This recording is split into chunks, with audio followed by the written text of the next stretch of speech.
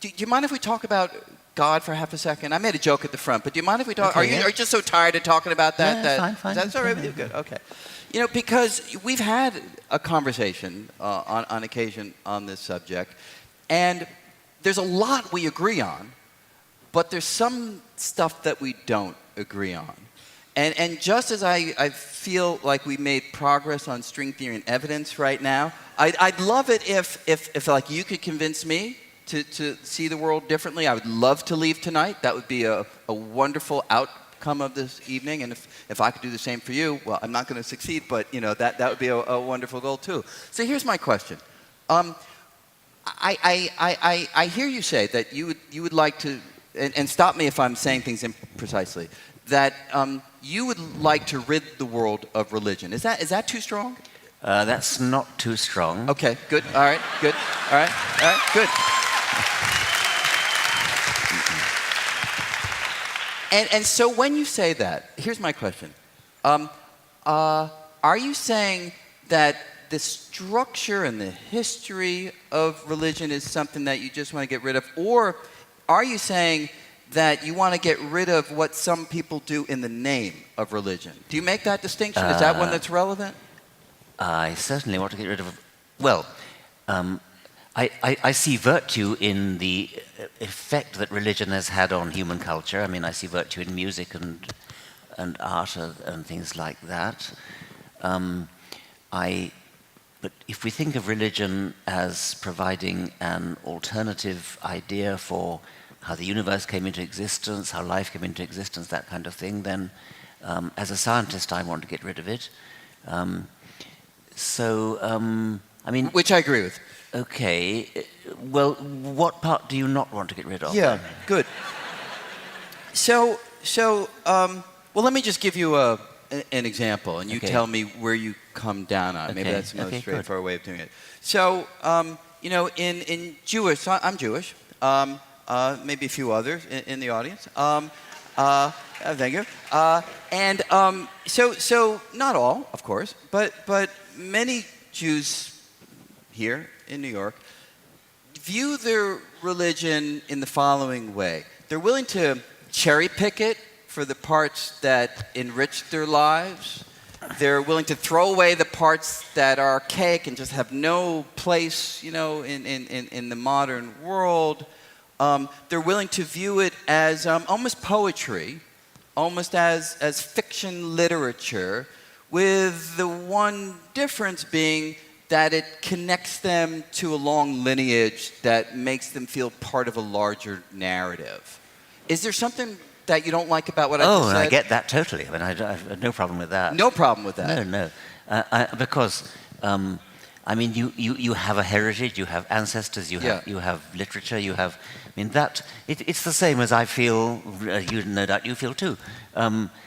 A connection with Shakespeare. I mean, right. You know, I don't have any problem with saying I have a Christian heritage, a Jewish heritage. In the case of a Jewish heritage, you have an even stronger reason, which is the persecution of Jews, right.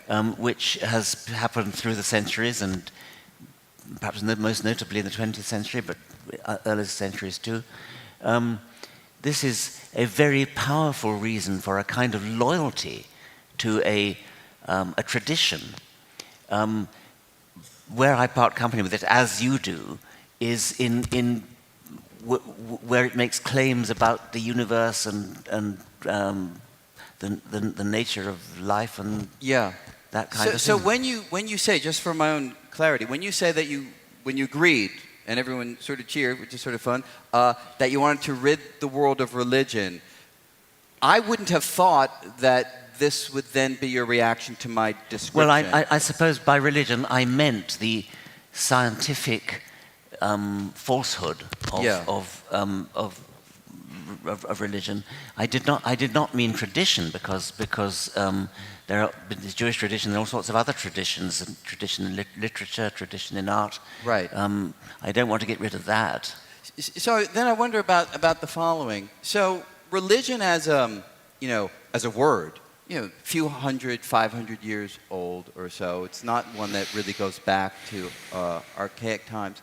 So, and there are some who have thought through the history of religious development and have indicated that the use of religion in the ways that you find utterly unacceptable is a relatively recent development.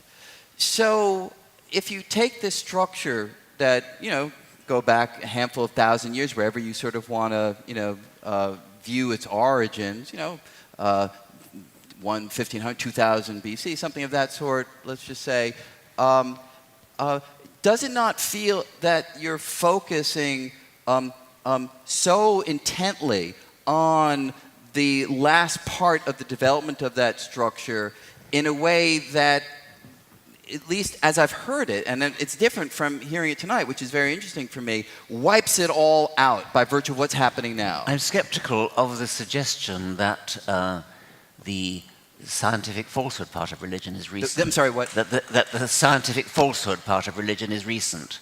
I'm aware that there are people who say that. Yeah.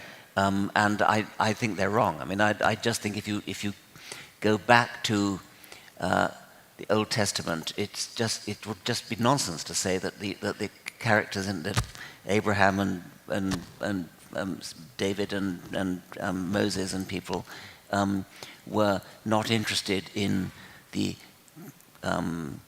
scientific, quasi-scientific aspects of it. Of course they were. I mean, they were obsessed with it. They believed that there was a person called Yahweh who made the world and who actually intervened the whole time, who wrought miracles and things like that. I think it's Karen Armstrong who's made the case that the scientific part is recent. I just think that's not historically accurate. So, but if one takes this metaphorical approach, as I was sort of describing it in that particular case, well, let me actually frame it somewhat differently. So, to what extent are you okay with, I don't know how else to say it, but irrational ideas? Can I just give you an example again?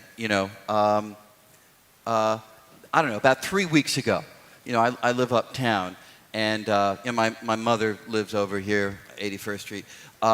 She's in her 90s, and I called. She's always home. She doesn't really go out without me. I called, the answering machine picked up. She didn't answer. I called again. She didn't answer. I'm starting to really freak out. So I get in the taxi cab, and I'm racing down to 81st Street, and I'm telling you, in that taxi cab, I was praying to God that she would be okay. And I'm praying to God, and I know that I do not think there is a God, okay? This is a totally irrational thing that I'm doing. Let me just quickly say, if you're there, I'm sorry, all right? If you're, I just got to hedge my bets, it's a conversation here. I'm just sort of saying how I feel. But I'm really praying, and when I got there and everything ultimately was fine, it felt like, a small miracle to me. Now, I don't believe in miracles. I believe that we're all bags of particles governed by the laws of physics, and there's nothing else besides that. But at the same time, I find it useful to hold these irrational ideas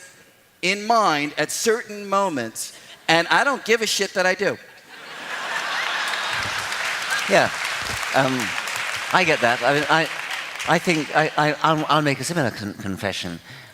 I would hesitate to spend the night in a notoriously haunted house. The faintest.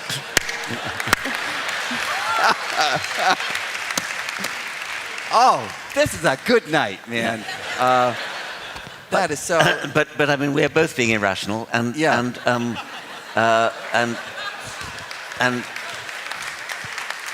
that is a sin. I agree.